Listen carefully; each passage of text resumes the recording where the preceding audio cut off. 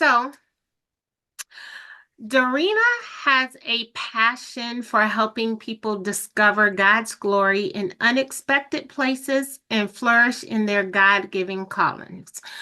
She wants everyone to become God chasers with her, running after God's glory, uh, running after God's glory rather than our own. She says that chasing God's glory has made all the difference in every facet of her life. Her happy place is near the ocean, with her people or running on a trail in the mountains near her home. She loves trying new recipes in restaurants, and she would actually like to invite us all over for dinner. So I don't know about you all, but I will take her up on that invitation one day.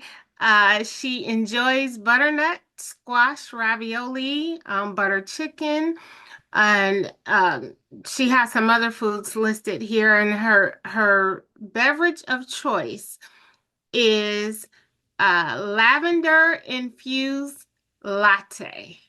I had to say that really slowly. Lavender infused latte from her local shop, or mango kombucha.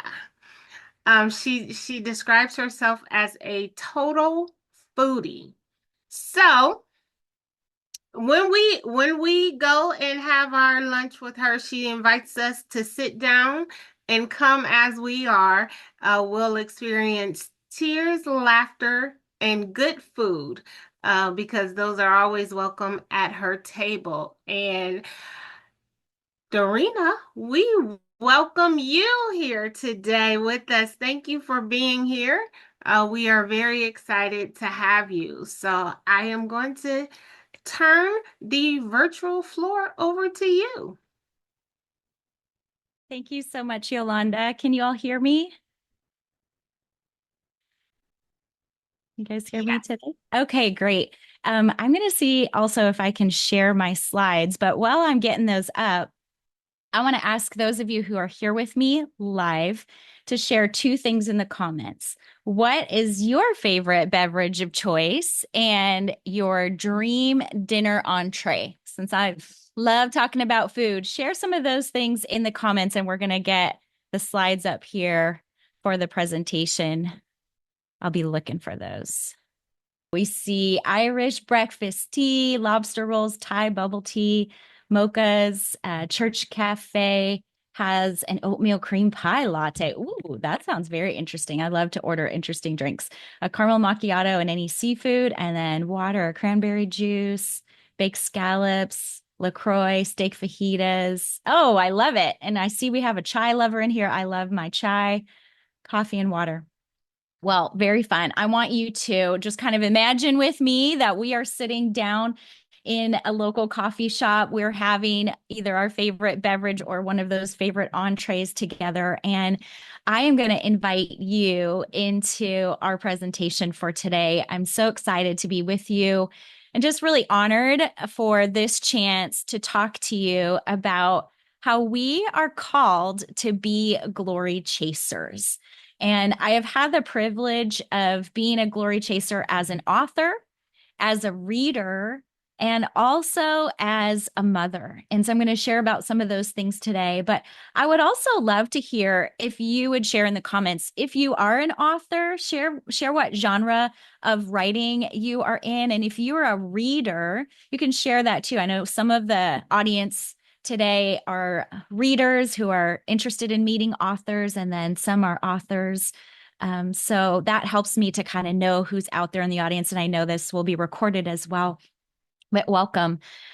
So I live in Central California. I started my writing career, really, I'm going to say all the way back in first grade. And don't worry, I'm not going to trace 40 years of my writing, but only to say that I believed I could become a writer back in first grade because of a teacher in my life named Mrs. Kaczynski. And I remember that in first grade, she actually had this assignment for us that our class was invited to write a creative story, and we could write about anything we wanted to. And so in my little first grade, probably 7-year-old brain, I thought, I'm going to write a story about a unicorn. And so that's what I did. This was like before unicorns were trending. I wrote this little story about a unicorn who fell in love and who traveled around the world. And I wasn't very subtle because I actually named the unicorn's love after the boy in first grade who I had a crush on, not realizing that that story would actually be displayed in the hallway on the bulletin board later. But it was the beginning of my writing career in this sense. I remember my teacher writing at the end of my paper, "You should be a writer one day." And in her red pen, she had written little comments throughout my story. How romantic. And I love the details. And thanks for inviting us on this adventure. And she planted a seed in me that day that I could be a writer, that I could pursue the dream of writing. Now, that actually did not come to fruition for many years later, but I value that Mrs. Kaczynski planted that seed for me. And then when I was in junior high and high school, I had some other teachers who planted seeds in me. One of the encouragements was from my 8th grade teacher who said, "Hey, have you ever thought about journalism? I think you would be great for our student newspaper." And so she invited me to cover sports for our student newspaper. And then I ended up pursuing journalism when I was in college. So that also was the beginning of some seeds that were planted in me. Even though I really did dream of writing books for children and writing books for adults, journalism was such a great foundation for me as I began to learn how to observe the details of things that were going on, how to use my 5 senses when I would go to an event or a concert, or even as I was reading through a book that I might review. And then also, as I was a journalist, I learned how to interview people and the value of listening to other people's stories. So I grew up in the South Side of Chicago, but when I moved out here to Central California, I moved out here to pursue a job with a local newspaper called the Fresno Bee. And so I worked for the life section. And one of the things that attracted me to this job is that here in the area where I live, we have a beautiful cross section of people from many different immigrant populations, some that have been here for generations, some that are recent refugees who have come here. This is the location where a lot of the nation's produce is grown. And so we have a lot of farms and ranches, but also a big city at the center of that. So we had the urban versus kind of rural dynamics. And so it was a wonderful place to be a journalist and to be a storyteller, to gather stories. And while I've been here, and now it's been 25 plus years, I have also learned the value of mining and looking for and understanding my own story and the story that God has called me to tell. And so I believe that every one of us is called to tell God's glory story. As Christian writers and readers, that we have a story to tell that God has designed for us as the master author. But part of that journey is discovering what that story is and finding a compelling way to tell it. And so at the beginning of that is looking for God's glory around us, in our circumstances, in the landscape, in the people who are in our circles of influence. God is working. And when we are able to open our eyes to see him at work, there is a great story to tell, and we get to join that story. Today, I want to open with a little bit of my personal story, God's glorious story in my life, which, as I'm sure is true for many of you, is an unexpected story. It's not the story I imagined that God was calling me to tell, but now that I have been living into this story, I believe that God has called me, Dorina, specifically to tell this story to impact others as they are living their stories. And so I started out, as I mentioned, writing creatively as a young person. I wrote poetry to process my feelings, and then I became a journalist. But in 2014, my story took a sharp turn. And this is the place where God called me to tell a little bit more personal story, a first person story about a season of grief, a season of difficulty, and a season that then became a next chapter of redemption. So I want to set the scene for you a little bit. In 2014, I was married to Eric Lee Gilmore. I was a mother in that season, and my girls were ages 2, 5, and 8. Eric Lee and I were the directors of a nonprofit organization in the country of Haiti. It was called Christian Friendship Ministries at the time. Today it's called Haiti Gospel Outreach. And we were a young couple with young kids. We had big eyes and big dreams for how we were going to continue to connect the resources here in the United States with what was going on in the needs in Haiti. We were spending a lot of our time traveling back and forth between the two countries. My specific job at that time, I was still writing, but I was the communications director for the nonprofit. And I also had started a fair trade jewelry project called the Haitian Bead Project. So in my time, I was in Haiti mentoring the women, encouraging the women who were making these beautiful pieces of jewelry, and then coming back here to the United States to tell their stories, to tell people about their dreams, and to help to sell their jewelry. And so that was the context that we were in. All of that came to a screeching halt in April of 2014. And during that time, my husband received a very devastating diagnosis. He was a healthy, athletic guy, a nutrition teacher. He was the director of this nonprofit organization, and he just turned 40. And then that same month, he was diagnosed with stage 4 melanoma cancer. And that diagnosis came to our family as kind of a sucker punch to the gut. Cancer was not something that I had experience with in my family. He had gone through a journey with his mom who had breast cancer years before, but it was very unexpected. And we had a full calendar in front of us as my husband had just turned 40. He had all kinds of aspirations of ways that he wanted to celebrate his birthday and also dreams and goals for our nonprofit organization. But in those months after that, of course, we had to change a lot of those plans. We began to see lots of specialists and doctors and to try to figure out the way forward. We had to cancel a lot of our trips to Haiti, and many teams that were planning to come to visit or to have exposure trips that summer, we had to cancel those. And in the journey, something happened that I never imagined. Instead of getting better through treatments, my husband's condition began to get worse. In fact, his body deteriorated very quickly. And so from May until September of 2014, I watched my beloved, healthy husband. And as the cancer coursed through his body, that he became very weak. And on September 9th of that year, he graduated to heaven. I never imagined that I would be a widow in my 30s, that I would have this nonprofit organization and many stories that I was stewarding, and suddenly that I would begin to do that alone. I never imagined that when I spoke my wedding vows, that when I said in sickness and health, it was actually sickness that would separate me from my husband, and that this would actually bring us into the next chapter of our lives.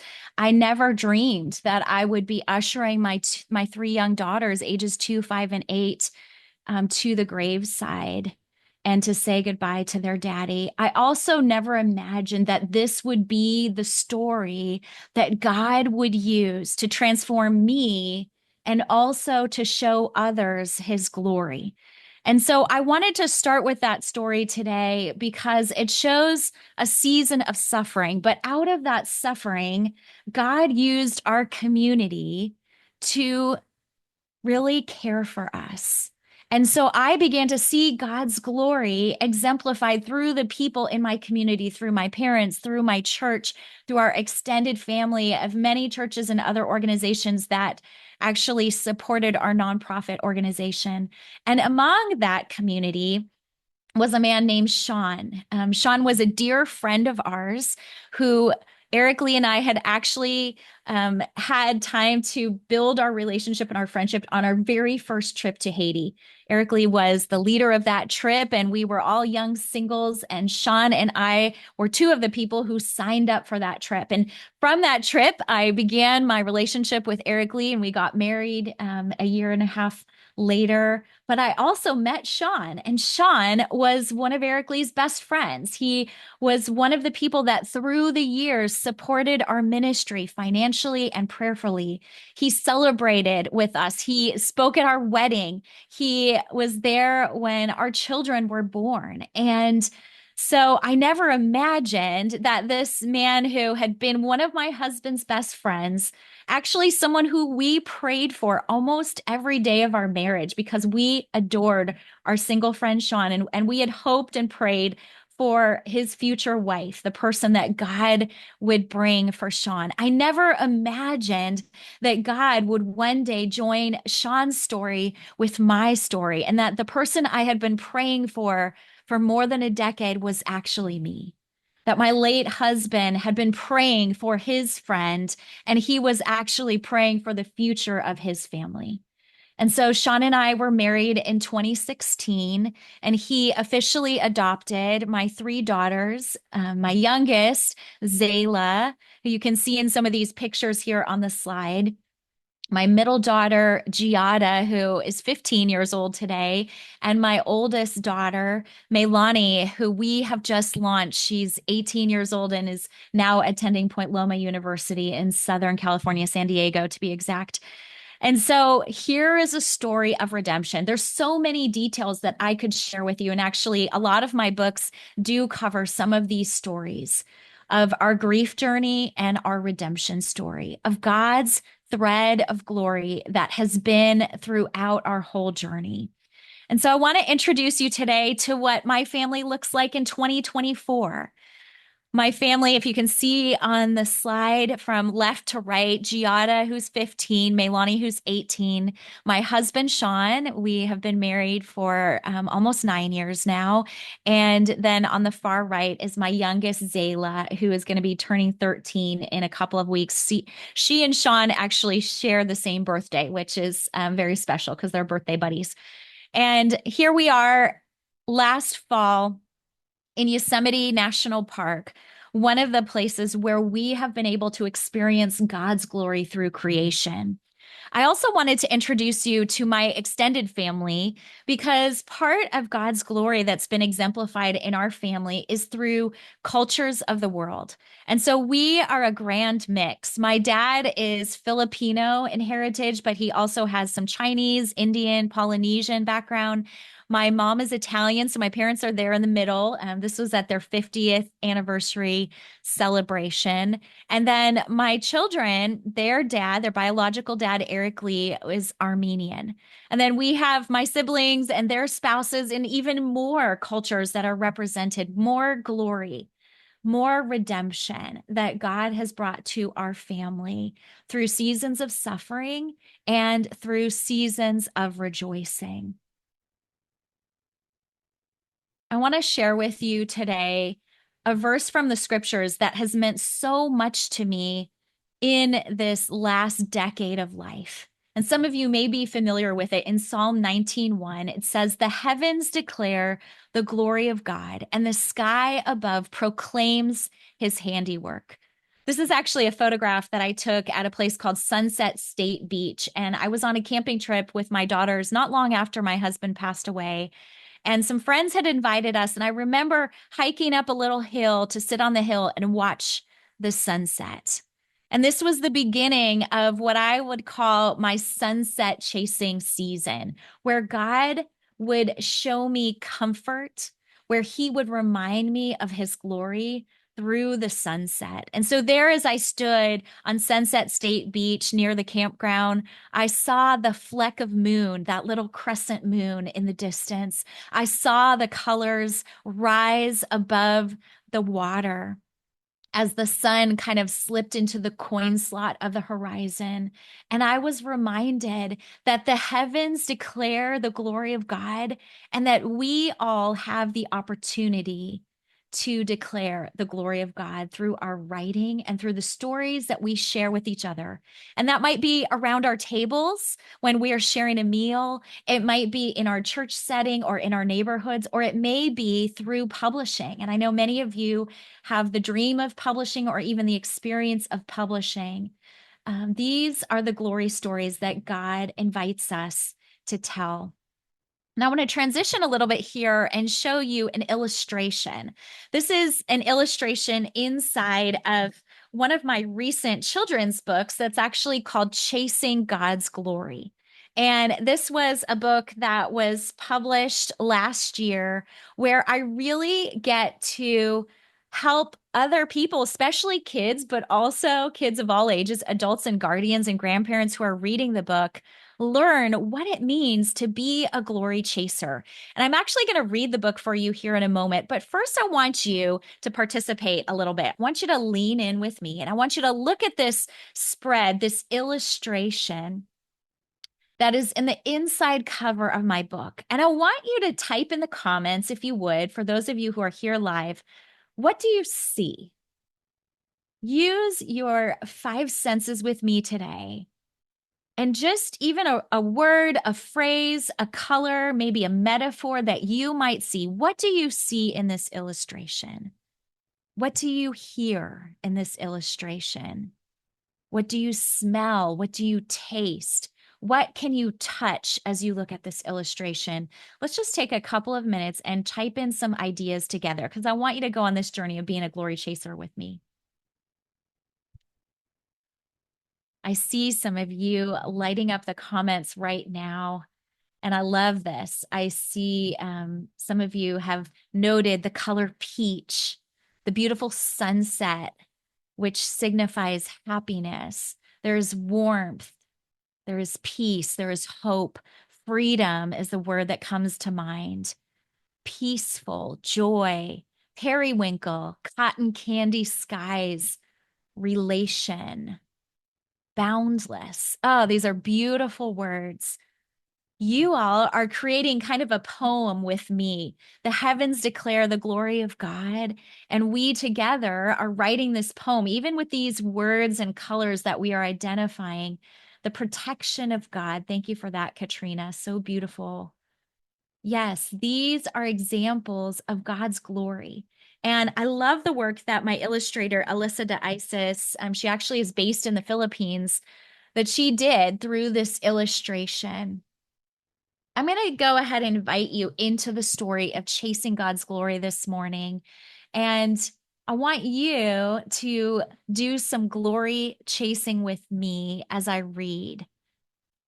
At the end, I'm going to also allow for some time for a Q&A. So if you have some questions that are popping up, even as I'm reading the book, feel free to type those in the comments and I'll circle back to them later. But for now, welcome to Chasing God's Glory. Rise and shine and give God the glory, glory, Mama sings. Glory? Zayla thinks, wrinkling her nose. Mama, we talk and sing about glory at church, but what exactly is glory? Well, that's a good question, Mama says with a broad smile. Let's go look for it. Do you see the sunrise painted in the sky? Mama asks. That's an example of God's glory. Zayla's eyes grow wide with wonder, and then she speeds down the hill squealing. Wait for me, Mama calls from behind her. Let's go this way, Zayla says when she hears jazzy music spilling out to the street. She starts bump, bump, bouncing to the beat when she sees the girls inside twirling glittery ribbons and dancing down the church aisles. Is music and dancing part of God's glory? Zayla asks. Definitely, Mama says.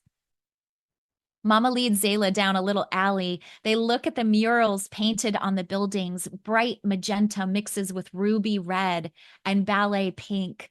Artists who use their talents to make this beautiful artwork are displaying God's glory, Mama explains. They gaze at a mural of Dr. Martin Luther King.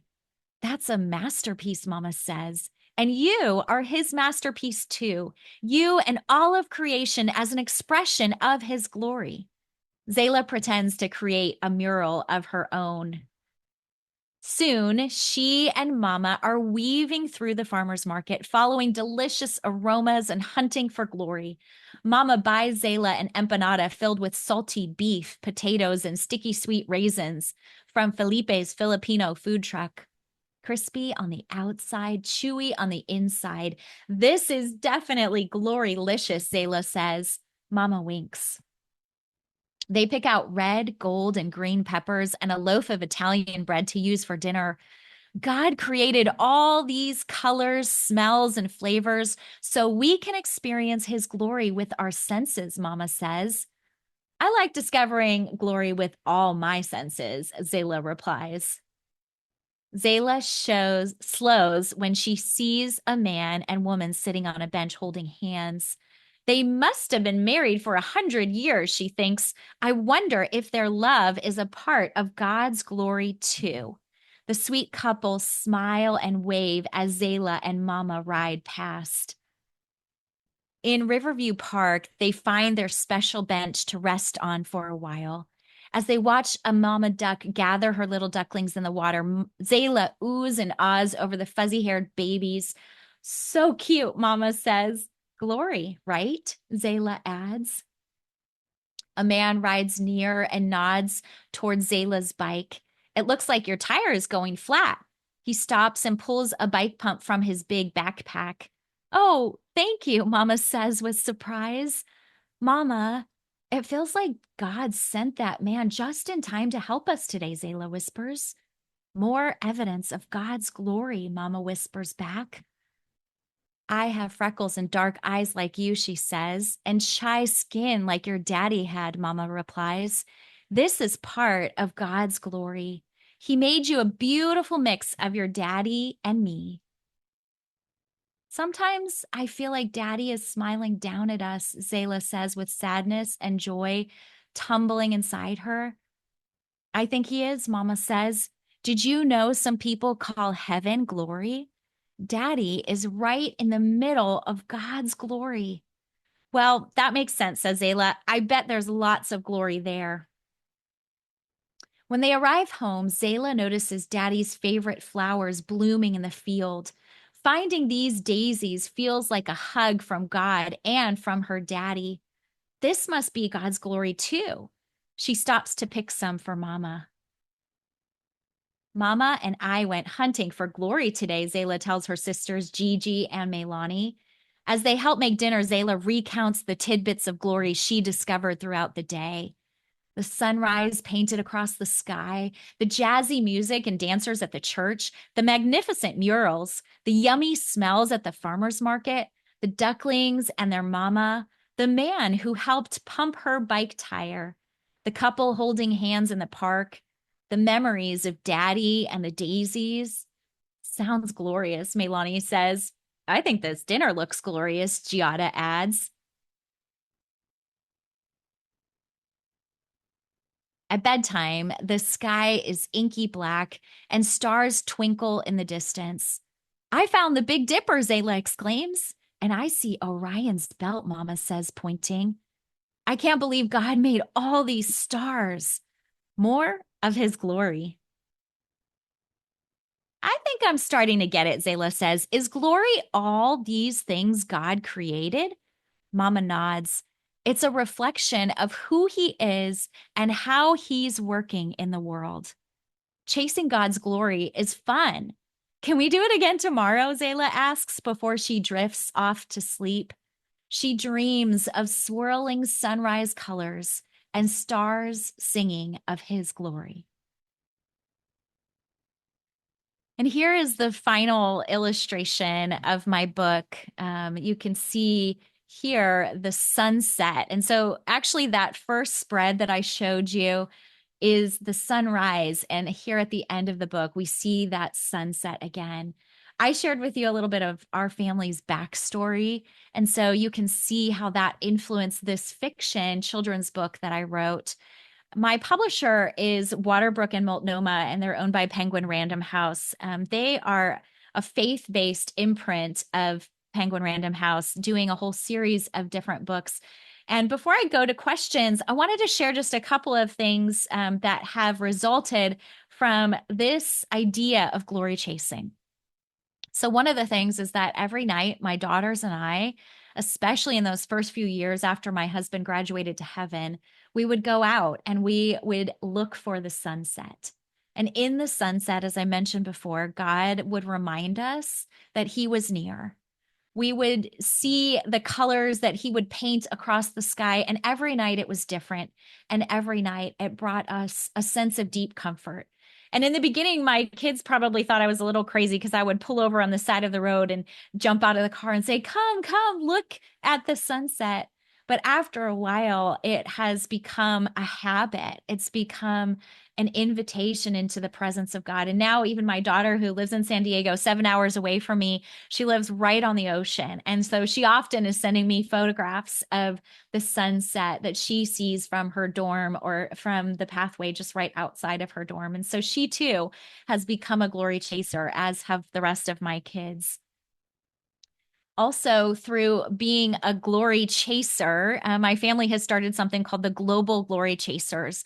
So, in partnership with the nonprofit organization called Brownicity, we developed a course that came out during COVID, actually, where families can explore cultures of the world. And my girls and I, while we had lots of time at home, we explored different cultures, different countries. We tried out some different foods. And so we developed these little cooking videos where we teach people how to cook different cuisines from around the world. That's where the foodie thing comes in that I mentioned at the top. And through that, also understanding that God's glory is exemplified through the people and the places around the world. I also have a podcast called Global Glory Chasers. So I encourage you to check that out, where I talk about food, books, and travel, and how through those things we can discover God's glory. And I'll close by just sharing, here's a quick slide of some of my other books. God has opened doors in these recent years for me to write not just children's books, but also nonfiction and Bible studies. And so in November of last year, my book, Breathing Through Grief, came out. This is actually a devotional journal. It's not a book that I really desired to write or that was on my bucket list, but it's a book that I knew I wanted to write to help usher other people through their grief journeys. And so if you know of people who are grieving maybe the loss of a loved one or maybe at the loss of another kind, this is a devotional journal that's designed for them. And I'm really excited about, in the bottom left corner, my new Bible study that's going to be releasing in February called Redeemer. And it tells a little bit more of the story of Sean and me and how God in His providence brought us together. I like to call Sean my Boaz, and how God in my widow journey brought my dear friend Sean, who became my husband and the daddy to my girls. So these are just a few of the projects that God's given me the privilege to work on in recent years. I want to open up now for some questions. I think we have some extra time, and I would love to answer any questions that you might have about the books, about publishing, or about being glory chasers.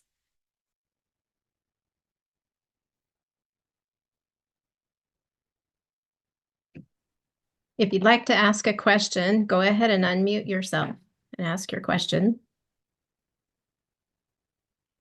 Thanks so much also for your comments and just your encouragement in the chat. If you want to share a question in the chat, you're welcome to do that as well. Do you find that writing adult nonfiction and children's books are completely different, or are there similarities? That's such a great question. You know, I am one of those people who has been writing in different genres. I know that's somewhat unique for writers. And I told you a little bit of my journey and kind of how that happened.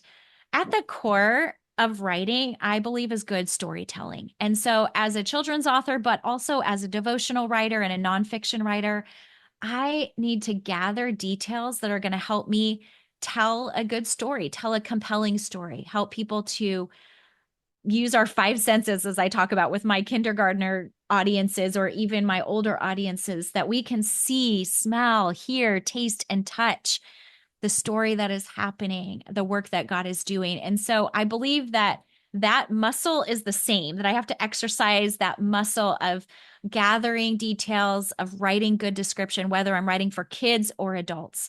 But then, of course, the way that we shape the story is going to be different. The language that we use might be a little bit different. When I'm writing for adults, I'm keeping in mind also, how can I pastor someone with my words? How can I steward my story well so that I'm an arrow pointing back to God? When I am talking to a kid audience, I'm thinking about, well, how can I help them develop their theology, what they believe about God, what they understand about God's glory? Certainly, those audiences kind of overlap in our experience, but those are some of the ways that I look at it.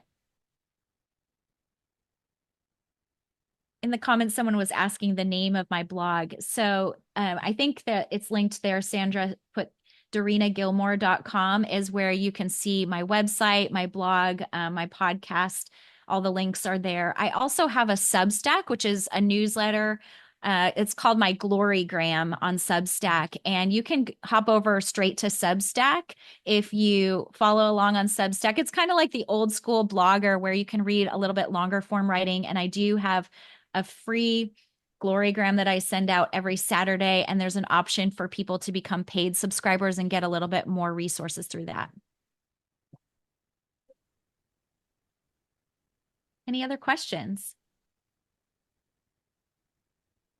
Yes. How would you like people to purchase the book? What's the best way for us to get the book? Oh, thank you for that question, Paul. That's so thoughtful.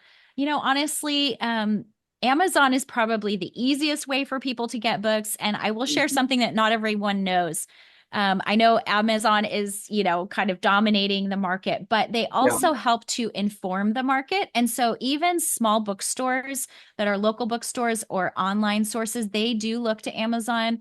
So it helps me when you buy on Amazon. But if you prefer to use maybe like christianbook.com, barnesandnoble.com, or a local seller, that works too. All of those things are a benefit. I appreciate you asking.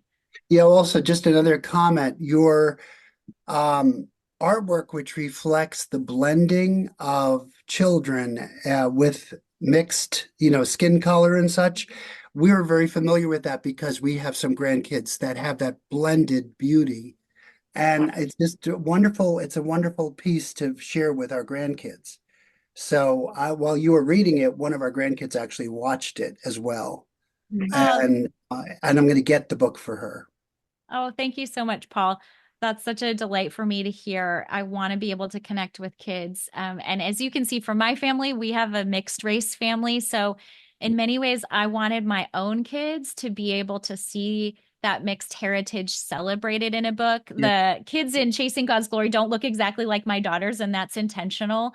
But at the same time, there's so many kids across the country, and we see this in the demographics and in the numbers who are coming from mixed race backgrounds. And Right. I know for myself, growing up in a mixed race family, that I didn't always see that depicted in picture books. So it's something that is a priority for me. And I love that my publisher also made that a priority through the illustration process. Yeah, and there's a real beauty in the faces that a lot of people don't realize until they see, they really meet a child who's a blended child. There's Yes. such a beauty there. Yes. I'm definitely biased, but I agree with you. Did you work much with your illustrator? Good question. Every journey is a little bit unique with picture books, but one of the things I love about Waterbrook is that they really try to help their authors and illustrators connect. Most times, a publishing company will choose the illustrator if you're working with a traditional company. And so for my first book that was published, this one is called Cora Cook's Ponset. My publisher chose the illustrator, and I actually never got to see the illustrations until I held this book in my hands, which of course feels a little scary and risky. I absolutely love the way it turned out. I think my illustrator did an excellent job. But my experience with Waterbrook has been different in that I write the words, they choose the illustrator, but they asked me if I could give them a little list of illustrators who I really liked their style. And so they tried to pursue some of those illustrators. And then once they signed a contract with an illustrator and that illustrator was chosen, we actually had a meeting with the art team, the production team, and they had me read the book and they had me give some input on what I imagine the pictures might look like. And so that was really special too. I wanted to give my illustrator the freedom to, obviously be creative because I'm not a visual artist. But also, I love that she was intentional, like I was talking about with Paul, to help us depict this mixed race family, to make sure the skin tones and the colors were right. And so I did get to speak into that process a little bit.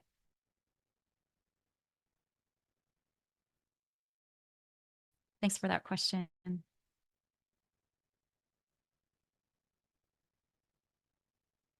Any other questions that you might have?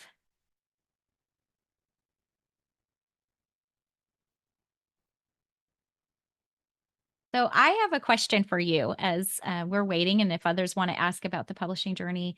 But since we have so many of us on the call and not everyone's on their camera, and that's okay, feel free to participate in the chat. I am wondering, as you heard the story of chasing God's glory, what are some of those images that you felt were examples of God's glory? This is a question I always ask the kids after I read for school visits. What did you see God's glory in this book? If thinking about your five senses, what did you see? What did you smell? What did you hear? What did you taste? Feel free to type those in the comments. It always helps me to hear kind of what are some of those impressions, some of those images that people saw. Kristen says in the foods for sure. You can tell I have a foodie heart because I'm always writing about food in my stories, whether that's for devotionals that I write for Encourage or Proverbs 31 Women or in children's books. The different smells and the colors, those come alive. Thanks for that, Dwight. And as we already talked about, maybe even the skin tones of the kids. Let's see, JPC Allen. I really like the colors of the sky. Yes, that's one of my favorite things about Alyssa DeIsis, who is my illustrator. I was really attracted to her color palettes as I got to look through her portfolio. And she just did such a wonderful job of lighting up the sunset and showing us the colors in the market. Julie says, I love the foodie heart. I enjoy the illustrations. They really gave the book a warm feeling. That's good. Thank you. I do see one more question here in the comments. It says, how long did it take you to write this book? Oh, that's such a good question. So every book is a little bit different. And some books I work on for a long time. Some other books, I feel like I write them quickly. This is a book actually that I had just really weaving its way into my heart for several years. I mentioned to you some of our grief journey and the loss of my husband. He died in 2014. And in 2015, I actually wrote a Bible study called Glory Chasers. I'm going to show you the cover of it. It's still available on Amazon. And this is a 10-week Bible study that I wrote for adults. And mostly I was thinking about my own church context. I wrote it for my church and published it through KDP. So it was self-published. And I wanted to have that available for the women in my church because I teach Bible study.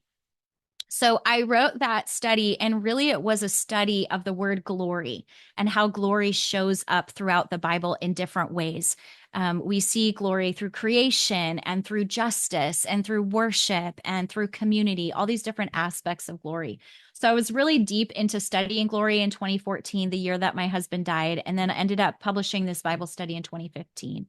Well, it wasn't until years later when one of the women in my children's writer group gave me a little challenge. She said, Dorina, you have written so much and spoken so much because I do a lot of speaking events.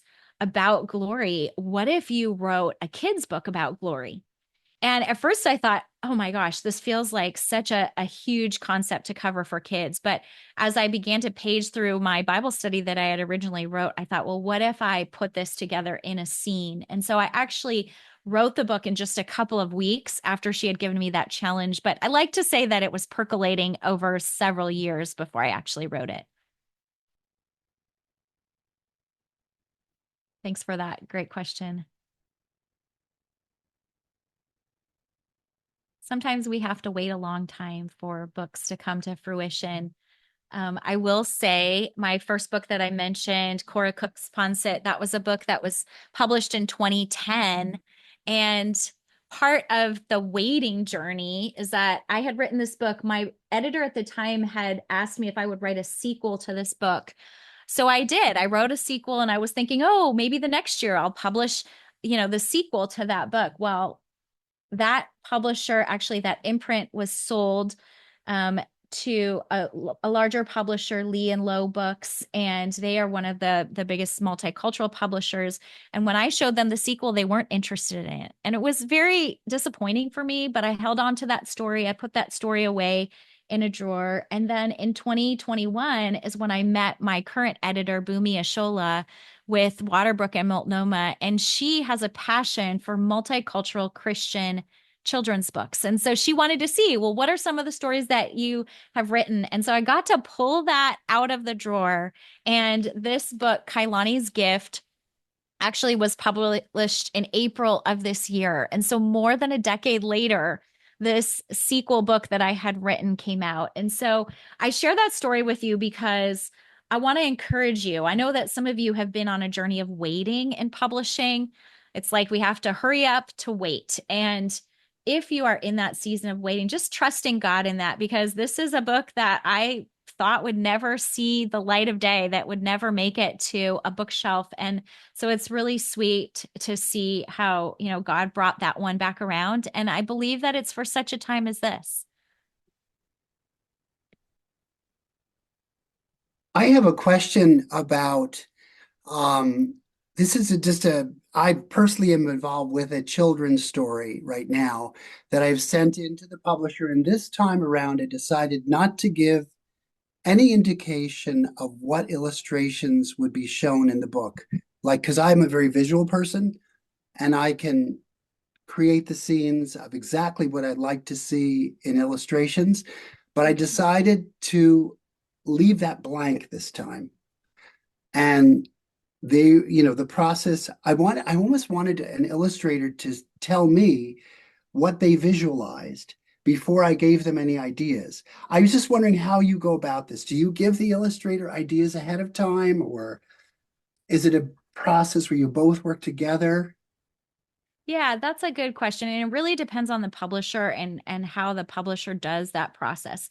But I think it's a good exercise if you're writing children's books to write the manuscript, write the story.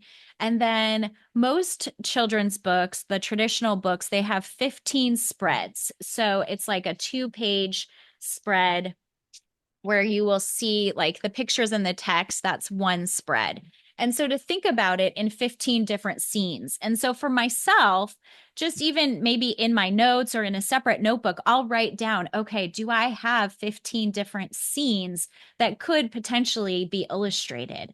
But I'm with you, Paul. I think it's really interesting to give our illustrators the freedom then to imagine what something might look like.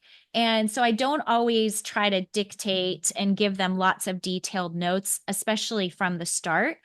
There might be certain things, like I do write a lot about culture. And so some of the cultural details I did add in, like my Kailani's Gift book, that I wanted to make sure, there was a couple of things that were in some of the pictures, but I always want to make sure that I give them room to breathe. And I think as authors, sometimes we feel like we want something to look exactly the way it looked in our mind. But for me, it's been really good to allow that illustrator also to be part of the creative process, like you're mentioning. So I would encourage you, if it's not something that's tied to like a specific culture or a specific place, to turn in that manuscript without the illustration notes. And then usually, depending on your publisher, they'll come back and they'll ask, do you have any notes that you want to share or things that you envision specifically for the story? Right.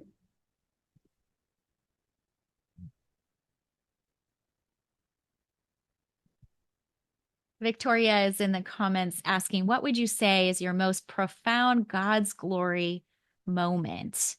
Oh gosh, what a great question. So I've shared some of those through sort of the testimony that I shared at the beginning. I would say, just seeing the way that God redeemed my family story, my love story. I really believed that when I buried my first husband, that was kind of the end of the book.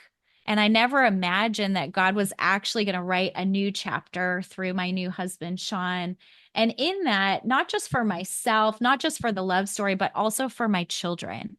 I think about my daughter, Zayla, who today is 12. She's going to be 13 on the 19th of November, and how she has been with Sean as her daddy now for more than a decade, and how God redeemed that loss in her life. And so for me, that is not just one moment, but it's many moments over time where I saw God's glory at work. And I know not everyone's story ends the way that mine does as a widow, but I do believe that God is always working underground in our stories, and that just following that thread of his glory can really lead us into a place of hope for the future.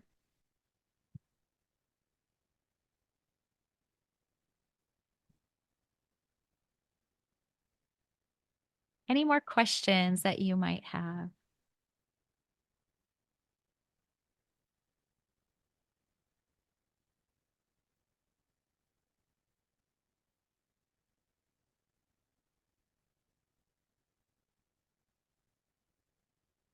Have any of you seen examples of God's glory in your own lives this week? I love the way that, sometimes he shows up in just creation through the sunrise. Other times he shows up through something that I'll hear in a sermon or on a podcast. And then other times he just shows up in our circumstances. I've got an easy one. New granddaughter. Yes. I love that. What's your granddaughter's name? Harper May Staten. And how old is she? Oh, about 8 days old. Now make it more like 9. Who know? I'd lose count, ask her mom, but less than 2 weeks. Oh, I love that. And yes, those early days of baby life, there's so much glory. And it's been said many times, but it's put this way: when your babies have babies, unbelievable. And my little baby daughter is now a beautiful mom. I love that. She's, to use a manly and rugged term, she's crushing it. Oh, I'm sure she would be honored to hear that too. My babies have not had babies yet. I'm not quite there. As I mentioned, my oldest is 18, but I do love being an auntie, and I have the privilege of my parents actually staying here with me in Central California. So we have lots of conversations about that as we see the glory of the generations. I'm also a big newborn baby person. So as you're talking, I haven't met your granddaughter, but I'm imagining those little baby fingernails and that smell on the top of their heads when you draw them close. Nothing smells like a baby. And sure enough, little Harper has discovered my son-in-law's chest hair. I'm sorry for putting it that way, but all of you who've ever had a baby, you know what I'm talking about. You don't have to have had chest hair, but I love it. Well, God brings us comfort in the most surprising ways, doesn't he? Yes, he does. Yes, he does. I'm thinking well over 30 years ago when my first kid, her brother, found mine. I remember it very well. I love it. Thank you for sharing that. Well, that's an obvious one, but there's glory right there. Absolutely. That's a great example. I see Mary was also sharing in the chat reconciliation with someone that she's had a difference with. I love that. Thank you for just bearing witness, and even not, you don't need to share details with us, but that we can give glory to God today for that. I know it's a time where we feel a lot of divisiveness and separation in our culture, especially with a coming election. And so that really is important that we see that reconciliation. So I'm rejoicing with you, Mary. There's a book that I got to be a part of called Come Sit With Me. I wrote just one chapter, but we talk all about kind of those moments of reconciliation and seeing God's glory through that. Katrina is also mentioning new revelations in her journey of healing. I love that. Thank you for sharing, Katrina. I think we have just a couple of minutes left, and I do see one more question in the comments here. Lenore is asking, did you have rejections before having your first manuscript accepted? Yes, yes, and yes. I wish I could say that rejection is not a part of this process, but the sooner that you can get used to rejection, the more success you will have in publishing. And I'm in what I fondly call my library or my office right now. I could probably wallpaper this room with rejection letters if I actually printed them all out. I've gotten many rejections through the years, but I have heard many speakers talk about rejection, and to me, it is this reminder. It's a reminder that I'm showing up. And as I have gotten to know editors and publishers, recognizing that sometimes it's not the right time or the right place for a certain story. So there's so much that goes into it. And so I've learned through the years not so much to take it personally when I'm rejected, but to understand that the timing isn't right or the place isn't right. And here's the beauty of being a glory chaser and having God be the ultimate author and publisher in our lives, is that we can actually trust him. We can trust him on our journey of publishing. And so I learned to rest in that, even though, just this week I felt rejection as I shared one of my new children's book ideas with my agent. And she said, oh, you know what? I don't think it's quite there. I think you need to take it back and work on editing this part of it. And as much as I felt kind of sad and a little bit sheepish in my heart, I also realized, wow, I'm so grateful for her and that she's willing to give me some honest feedback so that I could move this book forward. Mary is saying, someone once told me that the best use of rejection letters is to turn them over and start writing another book or article or story on them. I love that idea. Okay, we need to wrap up, but we really do appreciate you. It was a very inspiring message.